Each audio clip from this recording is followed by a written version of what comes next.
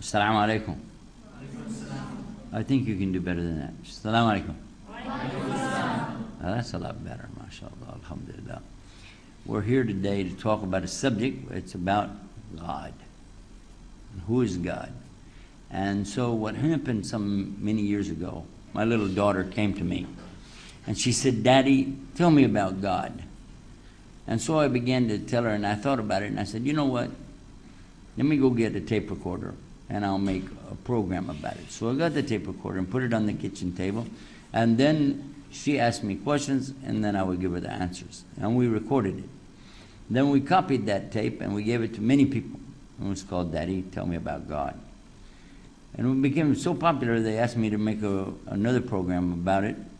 When my daughter was much older, we went to the radio station to make a program about this subject.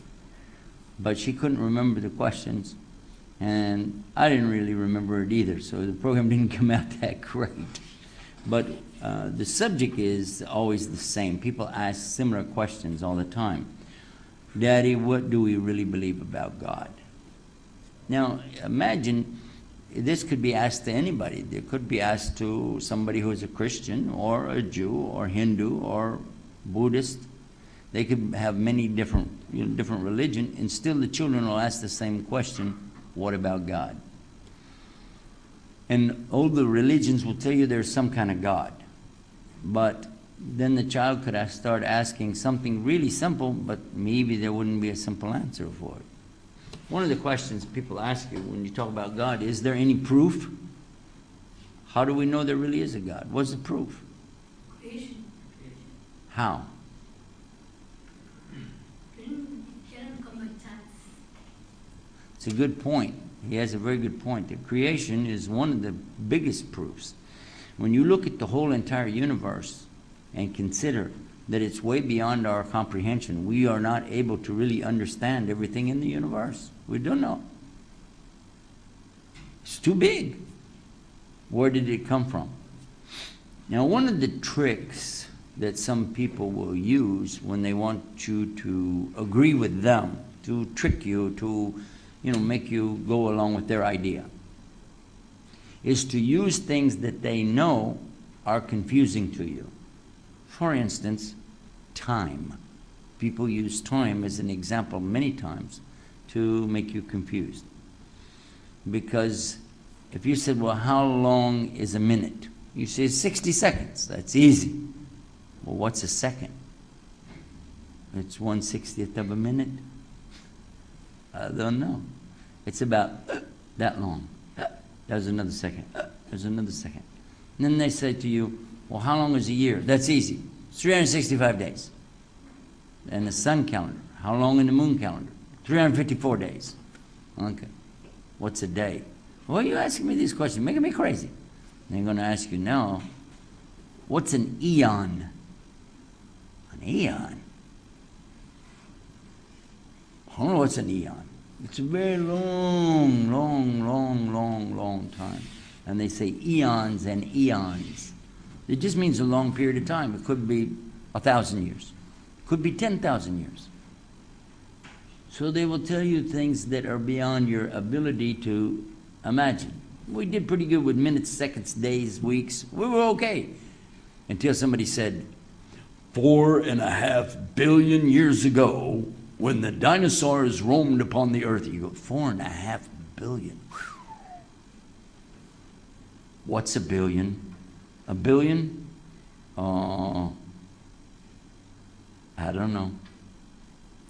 17 trillion years ago, when the first part of the earth was formed. How do I know about this? Can you argue with the guy? I don't know. Maybe it was only 15 trillion. Get another question. What's a trillion? I don't know.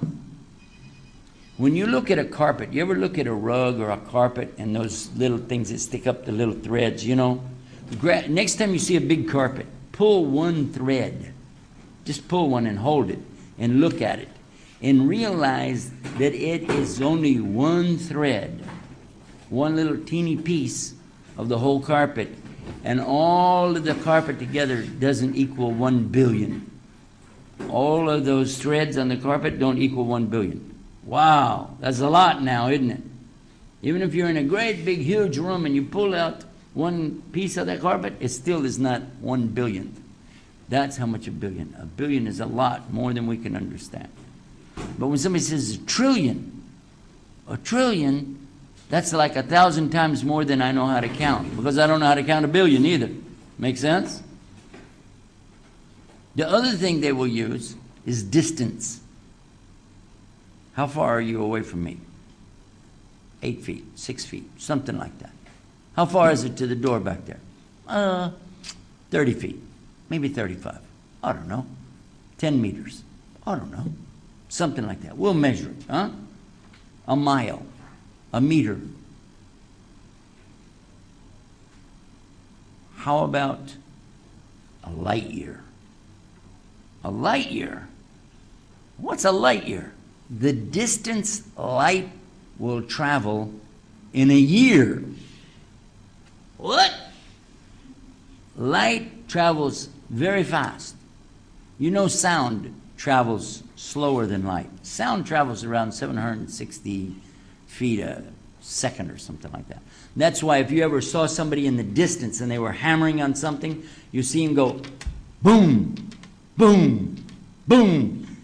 The hitting looks like it happens before the sound. Did you ever see that? This is because the light is traveling faster to you. You're seeing the action before you hear the sound. But it's still pretty fast, isn't it? I mean, you know, even when something happens all the way around the world, because I've been on the cell phone with somebody and they're on the other side of the world from me and I'm talking to them and something happens, it's still only a couple seconds from what I actually heard. Have you ever watched TV when they have those newscasters on another part of the world and the person's standing there like this and they say, well, tell us more about what's going on? Oh, yes, everything is, but the reason you see the delay is because that's how long it took sound to get to them, and they heard, oh, what's going on, and they begin to answer you. But that's on the opposite side of the world. The world is about 26,000 miles around, and many thousands of miles to the moon, many thousand miles to the sun, so many thousand, 93 million miles or something like that to go to the sun from here. So, you know, by the way, somebody told me the best way to go to the sun. They were talking about traveling to the sun. I want a rocket ship to go to the sun. You know what's wrong with that idea? What will happen when you get close to the sun? Yeah. But my friend, he's very smart. He said, I know how to do it. I said, how? He said, go at night. Let me repeat that. Go at night. Okay, he didn't get it. All right, that's all right. We'll just keep going.